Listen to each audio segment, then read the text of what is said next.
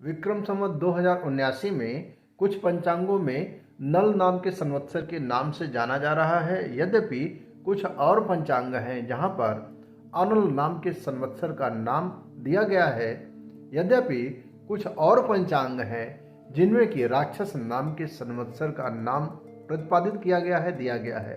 विक्रम संवत 2079 क्या रहेगा, भारत और विश्व का संपूर्ण हाल लेकर के आपके सामने उपस्थित हो चुका हूं।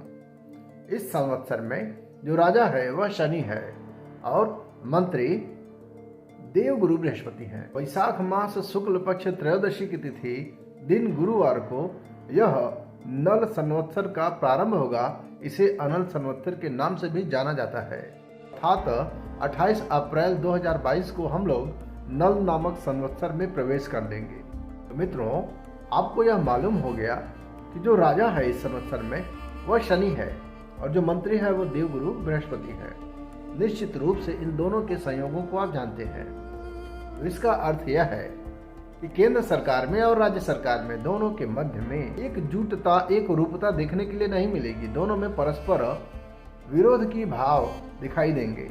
इसका मतलब यह है कि केंद्र सरकार और राज्य सरकारों के बीच में विरोध के भाव दिखाई देंगे। आप देखेंगे कि पूरी धरती पे तमाम जो देश हैं उनमें से कुछ ऐसे देश रहेंगे जहां पर जो लोग हैं उनके भीतर, मन के भीतर तमाम प्रकार के विद्रोह दिखाई देंगे। और दूसरी बात, कई देशों में जो राष्ट्र अध्यक्ष हैं उनका विश्वास, जनाधार खोता हुआ नजर आएगा। आपातकालीन व्यवस्था के विरुद्ध जन आंदोलन और असहयोग की भावना कई राष्ट्रों में देखी जाएगी। यद्यपि कई ऐसे भी राष्ट्र रहेंगे जहां के मुद्रा में भी आपको उसका दर काफ़ी नीचे तक चला जाएगा, यानी कि मुद्रास्फीति की मात्रा देखने के लिए आपको मिलेगी। स्त्रियों के प्रति अपराध होंगे, जो शिशु हैं उनमें तमाम प्रकार की बीमारियों का भी विकास होगा और जो राष्ट्र हैं, विकसित राष्ट्र हैं, उनके ऊपर ऋण का भार भी बढ़ेगा। कोई बड़ी जलीय आपदा आएगी जिससे कि एक भारी संख्या में जन की हानि होगी, धन की हानि होगी। इसी प्रकार से खदान से संबंधित भी दुर्घटना देखने के लिए मिल सकती है। पूरे योग बने हुए हैं। विश्व के कई ऐसे शेयर बाजार हैं जहां पे अस्थिरता का माहौल रहेगा। किसी वैसे व्यक्ति का जो कि राष्ट्र में बड़े ही उच्च पदों पे आसीन है, उनके निधन से शोक का एक माहौल बनेगा। यदि आप शेयर मार्केट में पैसे को लगाना चाहते हैं तो परिवहन और संचार से संबंधित शेयरों में अपने पैसे को लगा सकते हैं, क्योंकि विक्रम संवत 2079 में परिवहन और संचार में वृद्धि होने के पूरे योग बने हुए हैं। कच्चे तेल की कीमतों में थोड़ी सी अल्प वृद्धि होगी और कई ऐसे राष्ट्र हैं जिनके मध्य में जो भी संधि वार्ताएं हैं वह सफल नहीं हो पाएंगी, असफल हो जाएंगी। शैक्षणिक संस्थाओं में अराजकता का माहौल देखने के लिए आपको मिलेगा। देश की सीमाओं पर युद्ध जनित परिस्थितियों का निर्माण होते हुए दिखाई देगा। सैन्य संघर्ष भी होते हुए दिखाई देगा।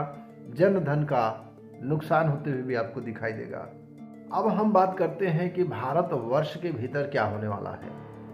तो जो भारतवर्ष के शैक्षणिक संस्थान हैं वहां पे लाभ मिलेगा, क्योंकि देवगुरु बृहस्पति मंत्री हैं। दूसरी बात, शनि राजा है, इसलिए जो सरकारी कर्मचारी हैं उनको लाभ मिलेगा। इस वर्ष में सरकारी कर्मचारियों के लिए बहुत सारे कार्य किए जाएंगे। बहुत सारे लोग दबे कुचले हैं, शोषित वर्ग से संबंधित है और स्त्रियों के कल्याण के लिए, इन लोगों के लिए बहुत सारे कार्य किए जाएंगे, क्योंकि राजा शनि है। जन कल्याण को ध्यान में रखते हुए, प्रकृति को ध्यान में रखते हुए बहुत बड़े बड़े कार्य किए जाएंगे। औषधियों को जो उनके जो मूल्य है, जीवनोपयोगी जो भी औषधियां हैं, उनके मूल्य में एक प्रकार से एक सामान्य, एक रूपता, एक रसता देखने के लिए मिलेंगी। थर्मल पावर सेक्टर जो है या फिर जो भी पावर के सेक्टर हैं, शक्ति के संचय के जो भी सेक्टर हैं, इसको आप कह सकते हो ऊर्जा के जो भी नवीन स्रोत हैं उनकी मात्रा बहुत बड़े पैमाने पर बढ़ने वाली है।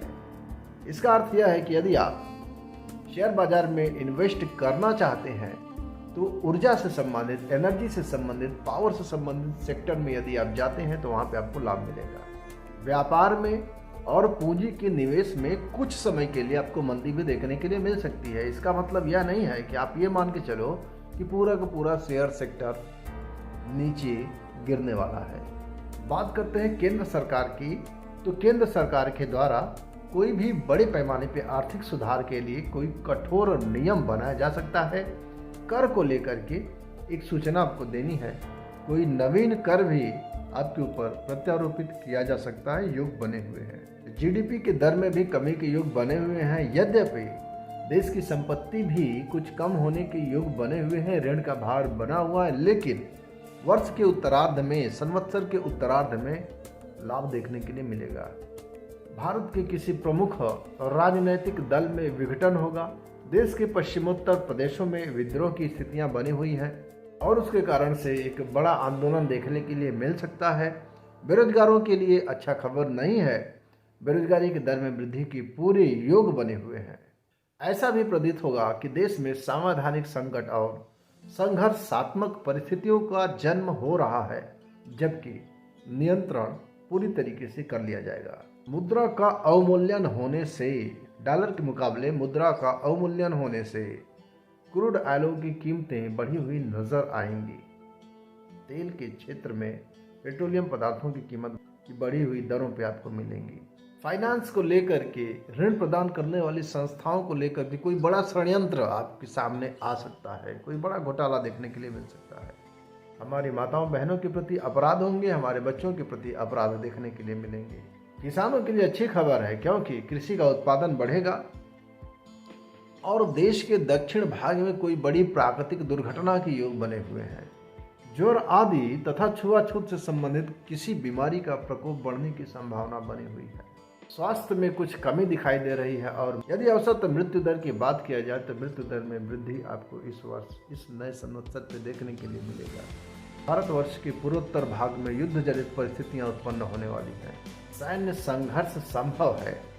आवश्यक वस्तुओं और सेवाओं की गुणवत्ता में कमी देखने के लिए मिल सकती है। भारत के दक्षिण पश्चिमी तटों और दक्षिणी भागों में, जो कि समुद्र तटीय प्रदेश हैं, कोई बड़ी सामुद्रिक दुर्घटना होने के योग बने हुए हैं।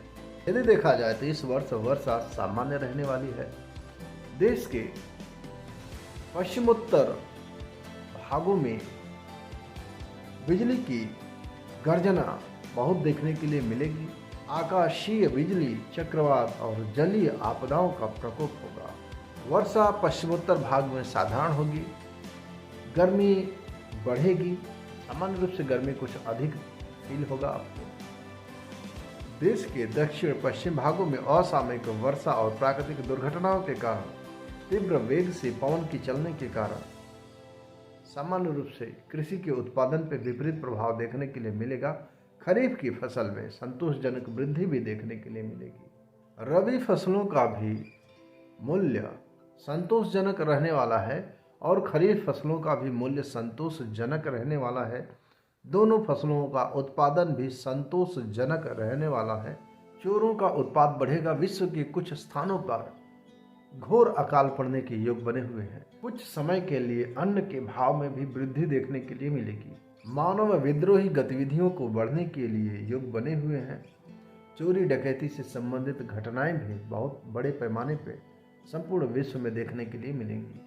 देवगुरु बृहस्पति को मंत्री का पद प्राप्त होने से संपूर्ण जनता धन धान्य से प्रसन्न रहने वाली है और सामान्य रूप से जनमानस में हर्ष और उल्लास की वृद्धि भी देखने के लिए मिल सकती है। अधिक वर्षा के कारण कई स्थानों पर, पूरे विश्व के कई स्थानों पर बाढ़ की विभीषिका भी देखने के लिए मिल सकती है। मित्रों, मैं हूं विमल और आप देख रहे हैं आपका ही अपना यूट्यूब चैनल जिसका नाम है वैदिक प्राकृतिक जीवन। यदि आप इस चैनल पर नए हैं तो चैनल को फटाफट सब्सक्राइब कर लीजिए, बेल नोटिफिकेशन को ऑल पे क्लिक कर लीजिए, क्योंकि आपको आपके लाभ के लिए तमाम प्रकार के वीडियोस बनाना हमारा कार्य है। लाइक शेयर कमेंट करना मत भूलिएगा। यदि आपको अच्छा लगता है तो सादर प्रणाम स्वीकार करें। महादेव कल्याण करें। ओम नमः शिवाय। जय श्री राम।